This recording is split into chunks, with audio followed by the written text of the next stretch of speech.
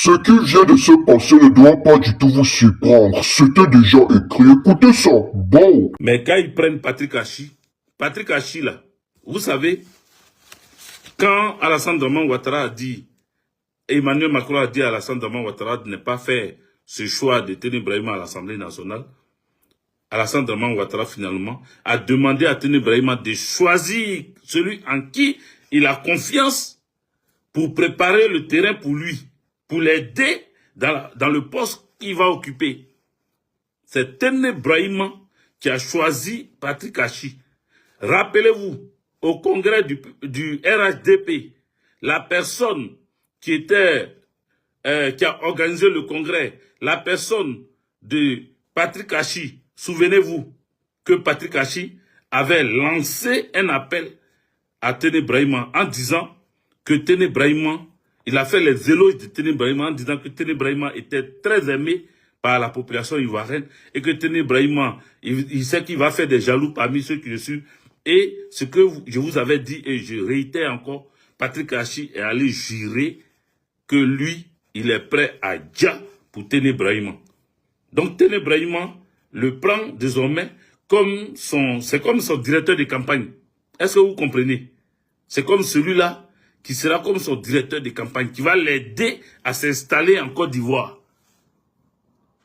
Est-ce que vous attendez ce qu'il dit là? Vous comprenez surtout. Parce que vous pouvez entendre et puis ne pas comprendre. Est-ce que vous entendez et vous comprenez ce que je suis en train de dire? Donc, Patrick Hachi, le poste qu'il occupe là, c'est Teni Brahima qui devait être là-bas. Mais s'il est là-bas, les gens vont parler. Vous-même, vous savez que le FBI est rentré en Côte d'Ivoire. Vous le savez, non? Tout le monde en parle. Oui, le FBI, c'est-à-dire, c'est comme la DEA américaine. Quand elle était venue en Côte d'Ivoire, le FBI est rentré en Côte d'Ivoire pour venir enquêter. Donc, si vous avez entendu ça quelque part, dans une vidéo quelconque, ou bien quelqu'un a parlé de ça quelque part, sachez que c'est la vérité. Ce n'est pas fake news, ce n'est pas bavardage inutile. Le FBI est rentré en Côte d'Ivoire pour aller vérifier quelque chose.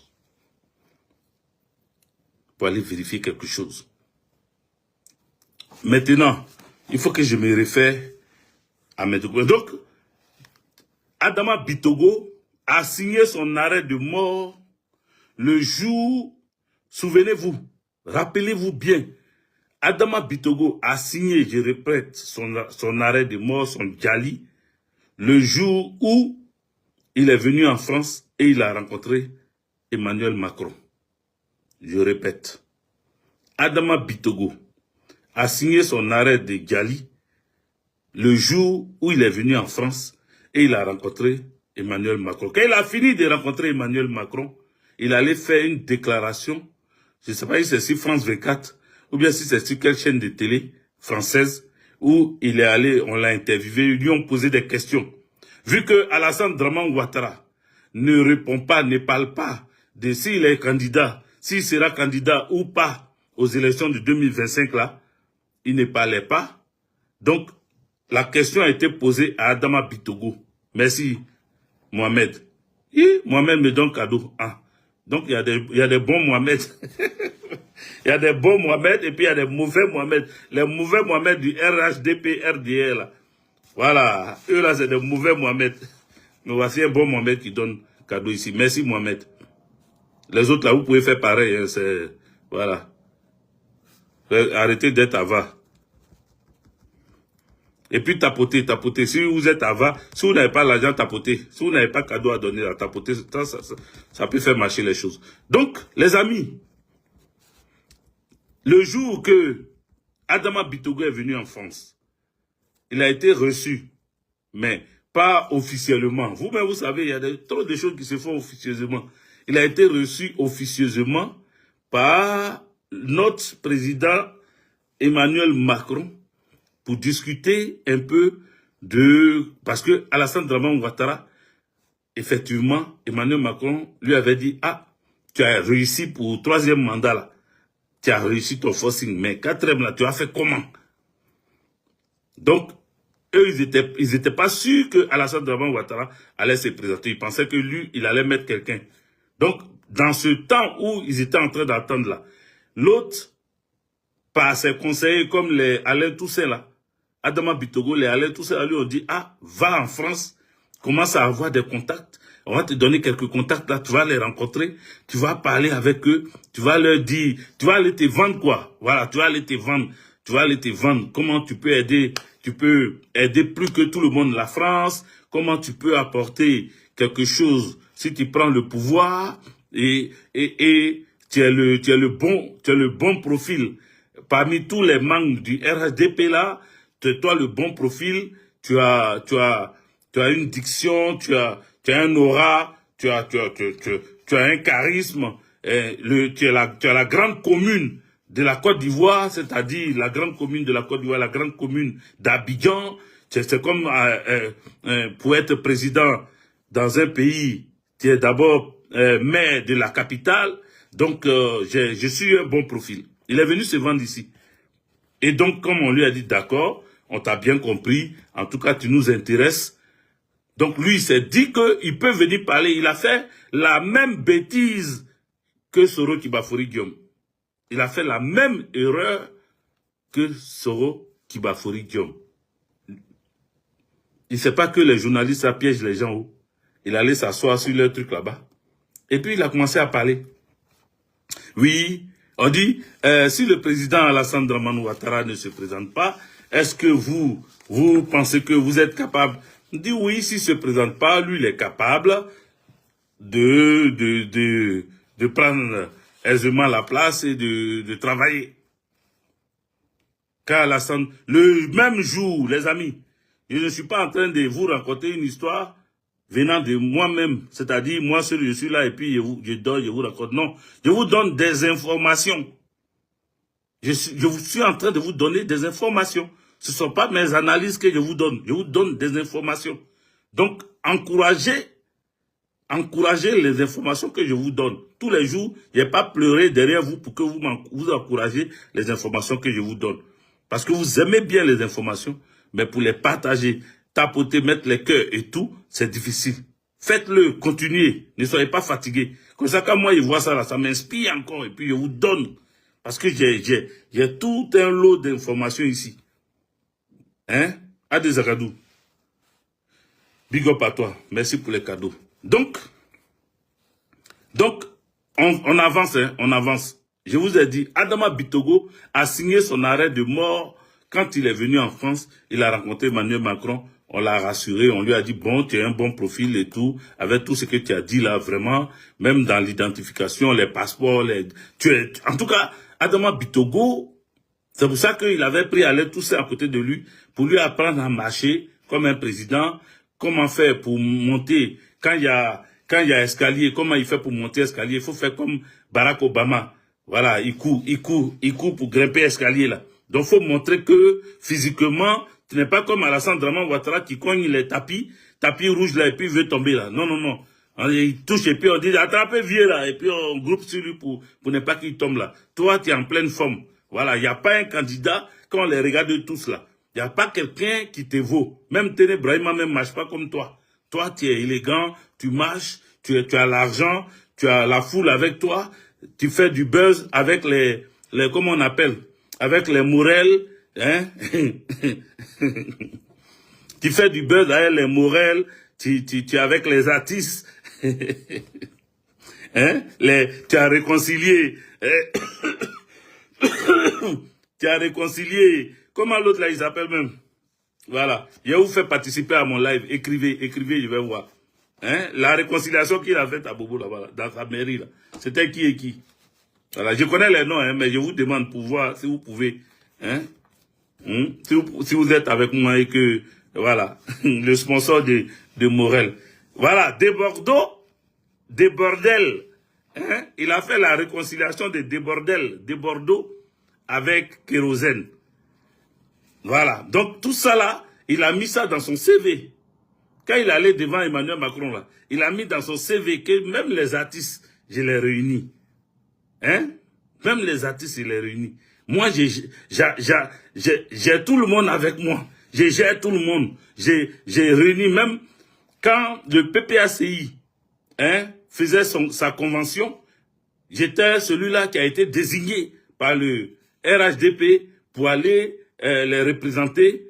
Hein, et on m'a donné la parole là-bas. J'ai eu un discours. Tout ça là, ça fait partie de mon CV. Je suis prêt à gouverner la Côte d'Ivoire. Mais sachez que le même jour où il est sorti à la télé française, et puis il a dit qu'il était prêt, si Alassane Draman Ouattara voulait l'envoyer en mission, voulait lui donner, comment on appelle, le choisissait pour pouvoir le remplacer, que lui il était prêt là. Le même jour, il y a eu réunion. Il y a eu réunion dans son dos ici, le même jour. On lui a dit la même chose. Si tu ne veux pas Alassane Draman Ouattara, libère le tabouret. De la même manière, il a dit à Soro Guillaume, si tu ne veux pas être RHDP, libère le tabouret là. Lui, on lui a pas dit si tu ne veux pas être RHDP. On dit si tu ne veux pas que Alassane Draman Ouattara se représente pour un 4e mandat, libère le tabouret. Libère le tabouret. Ce tabouret-là, il a libéré aujourd'hui là. Ce tabouret-là, il a libéré aujourd'hui. Donc, les amis, donc, je lis, hein, le PDCI RDA, je vous disais qu'ils étaient en pourparlers avec le PDCI. Non, leur chef, leur patron, leur président, Tidiane Thiam. Tidiane Thiam était en pourparlers. Attendez, il y a un mouton que je bloque. Tidiane Thiam était en pourparlers avec avec Emmanuel Macron. Comment il s'appelle l'autre? Le gars là. Comment il s'appelle le prisonnier là? Nicolas Nianakosi. Il était en pourparlers avec eux, Tidiane Thiam, pour qu'il y ait une fusion entre le PDCI RDA et le RHDP. Donc les Soumaïla Bredoumi, depuis sa prison natale, où on l'a pris pour le rendre député là, il pense que les gens l'aimaient trop, c'est pour ça qu'ils l'ont voté depuis la prison. Mais il y a eu des accords qui ont été signés pour que le PDCI, qui a décidé que ces cadres se présentent pour les élections législatives, Nicolas Sarkozy les a félicités. Il a félicité Tidiane Thiam. Et donc des accords ont été signés pour libérer les prisonniers PDCI, pour permettre à ce que le PDCI mange maintenant. Donc, le PDCI a proposé comme vice-président, comme Patrick Hachi est le président de l'Assemblée nationale, le PDCI a proposé comme vice-président Netro Tagbo René, l'homme de la Nawa. Un député de la Nawa, c'est lui qui est il est PDCI, hein. Voilà, c'est lui qui est le vice-président de l'Assemblée nationale, proposé par le PDCI RDA, accepté par le RHDP.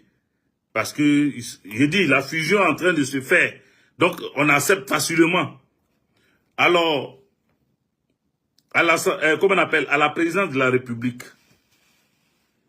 ont été reçus, dans un premier temps, les députés RHDP, à la présidence de la République, pas au siège du RDA RHDP, pas au siège du RADP RHDP. Les députés, c'est-à-dire on est dans un pays où des députés sont reçus à la présidence de la République, des députés d'un parti, pas tous les députés. C'est-à-dire pas tous les députés de l'Assemblée nationale, ceux de l'opposition et tous ceux, les indépendants, tout ça là. On devait les recevoir tous ensemble, mais on ne les reçoit pas tous ensemble. On reçoit les députés du RHDP à la présidence de la République. Masseneba Touré.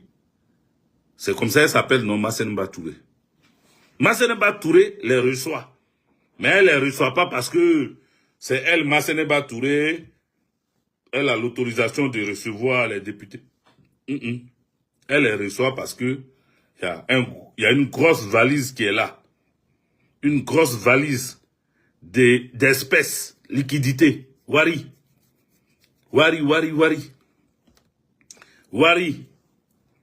Elle reçoit les députés RADP et puis elle leur donne chacun de l'argent. chacun est parti avec son enveloppe. Mais quand je parle d'enveloppe, c'est pas enveloppe comme ça pour qu'on a dit il y a 1 million, 2 millions, 3 millions dedans. Hein. Enveloppe même c'est gros comment. Si c'est trop, c'est 5 millions qui peuvent rentrer dedans. Mais eux, ils ont pris au moins minimum 30 millions, quoi. Donc, imaginez, chacun était avec son sac. Chacun a chargé son sac. Et puis, ils sont sortis de là-bas.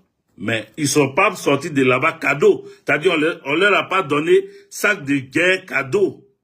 On leur a donné ça avec une signature. C'est pour ça que je tiens mon bic, mon stylo à bille en main. Tu émages, tu écris ton nom. Et puis tu signes. C'est ça, émager. Tu écris ton nom. Et puis tu signes. Et tu jures que tu vas être avec Téné Brahima. Tu jures de soutenir et préparer le terrain pour Téné Brahima. Ce que je vous dis là, si Ivoirois, vous dormez, vous allez vous réveiller. Téné Brahima est assis au palais présidentiel. Depuis, je tire ici la sonnette d'alarme. Depuis, j'écris comme Jean-Baptiste dans le désert. Je vous appelle à la vigilance. Je vous dis, les amis, mes frères et sœurs, Ivoirois, Ivoiriennes, dormez pas. Téné Brahima est en train de se préparer pour prendre parce que son papa, Alassane Dramane Ouattara, veut le mettre à sa place. Donc, ils sont en train de préparer le terrain dans tous les sens. Ils sont en train de préparer le terrain avec toutes les personnes qui vont accompagner la prise du pouvoir par Alassane Dramane Ouattara. Vous comprenez? Ils sont en train de préparer. Donc, elle les reçoit. Tous les 100 et quelques, je ne sais pas combien ils sont, les députés RADP là. Elle les reçoit. Chacun signe. Et puis, chacun prend son guerre, il s'en va. Vous comprenez? Y compris. Parce que quand ils ont fini avec les députés là, du RHDP là, ils ont aussi pris les, comment on les appelle? Mais eux là, ils ont été reçus par Patrick Kachi, les députés PDCI RDA. Yeah!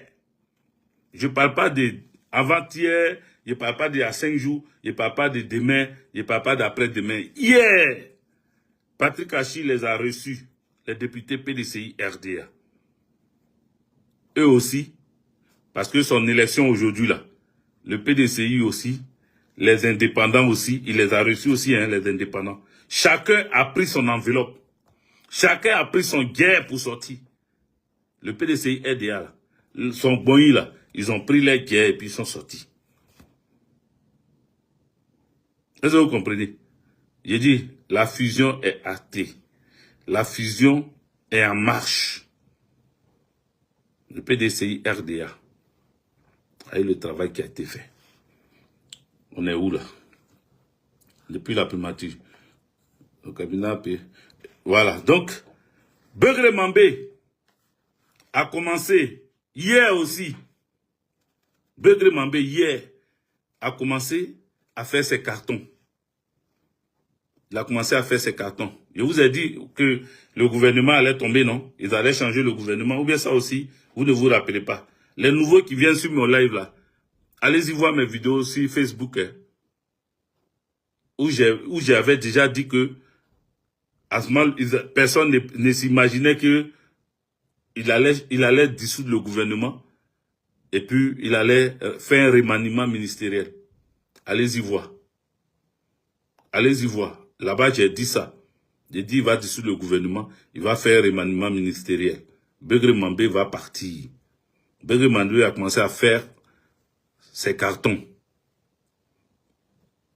Moi-même, j'ai douté un peu. J'ai dit peut-être qu'il va remettre encore Begré Mambé. Il ne va pas remettre Begré Mambé.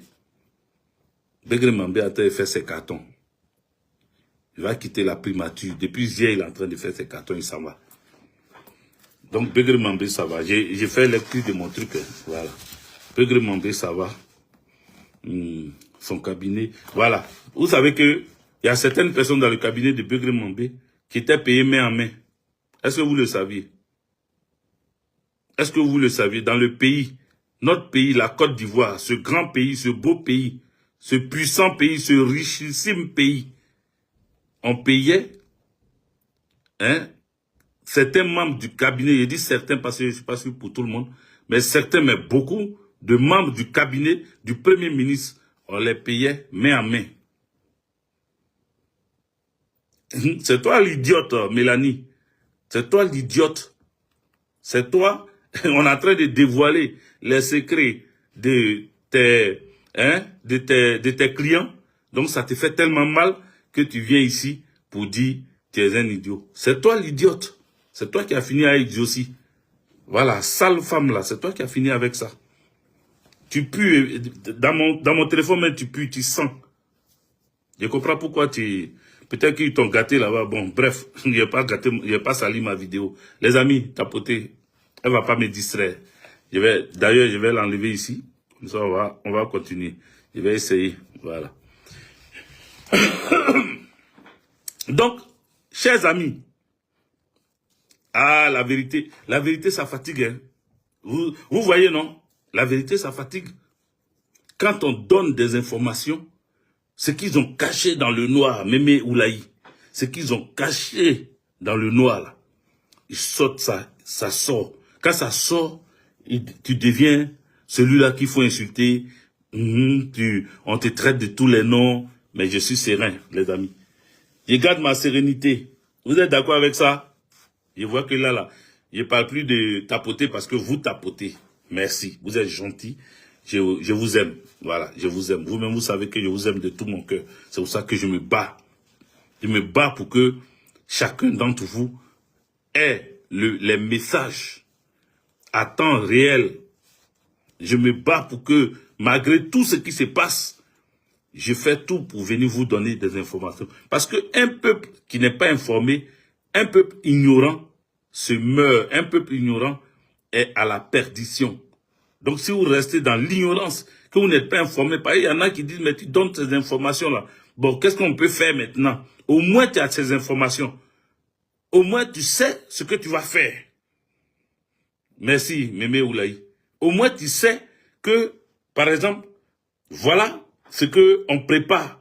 C'est-à-dire, Ouattara Draman Alassane, ce tapatride qui a pris notre pays en otage, aujourd'hui, prépare son fils pour prendre aussi le pays. Au moins, tu es au courant. Demain, quand on va te dire, sors, tu vas pas dire que je sors pourquoi. Tu vas pas dire que pourquoi il doit sortir. C'est pour faire quoi? Parce que ton pays est en train d'être vendu. Ton pays est en train de partir à la dérive. Il faut te lever quand on te demandera de te... Parce qu'il y a l'accalmie, hein, mais il y a la diplomatie qui se fait. Parce qu'on ne peut pas laisser ça comme ça. On ne peut pas. Il y a l'accalmie. Eux-mêmes, ils ne savent pas comment ce qui se passe. Gbagbo est où? Il dit quoi? Qu'est-ce qu'il devient au juste? Qu'est-ce qu'il fait? Le silence de Gbagbo, il est rentré encore dans son silence. Mais son silence-là, ça les fait trembler. Se dit, bon, il a voulu faire élection, ça n'a pas marché, on ne l'a pas pris. Nous-mêmes, on l'a écarté. On s'est mis en bris au pouvoir. Hein? Mais, pourtant, il disait, on n'a qu'à lui donner un mandat. Et que s'il devient président, il va aller voir l'AES, il va rencontrer, il va réconcilier tout le monde, il va faire ceci, cela. Maintenant, là-haut, est-ce qu'il a renoncé à ça? Un mandat qu'il a demandé là, est-ce qu'il a renoncé à ça? Est-ce qu'il a renoncé à sa promesse de rencontrer l'AES et de faire en sorte qu'on puisse s'entendre? Est-ce qu'il a renoncé? Voilà des questionnements qui sont en train de se poser. Donc, vous, ne soyez pas distrait. Écoutez mes informations là. Je sais pourquoi. C'est maintenant que je donne ça. Où les gens crient et puis maintenant tout c'est calme là. Et puis moi je sors maintenant pour vous donner des informations. Donc ouvrez les guillemets et écoutez et comprenez. Je vous avais donc dit que nous allons recommencer avec des éditions qui vont dépasser vos contentements physiques et spirituels. Vous savez très bien que dans cette église médiatique, nous sommes là pour vous informer à l'heure, à la minute et à la seconde. Ceux-là qui viennent de découvrir pour la première fois cette église médiatique, sachez que vous êtes au bon endroit. Nous allons donc continuer dans la même lancée afin que ignore parce que il y a un adage qui dit, nul ne connaîtra le jour ni l'heure lorsque le Christ reviendra. Alors, portez-vous bien parce que nous vous réservons du lourd, du creux lourd. Et vous savez que ici, on ne mâche pas les mots parce que lorsque nous venons d'appréhender, lorsque nous venons, en tout cas, terminer la phrase, même comme j'ai bloqué les commandes. On se dit à la prochaine soirée. Bisous le bon go. Go.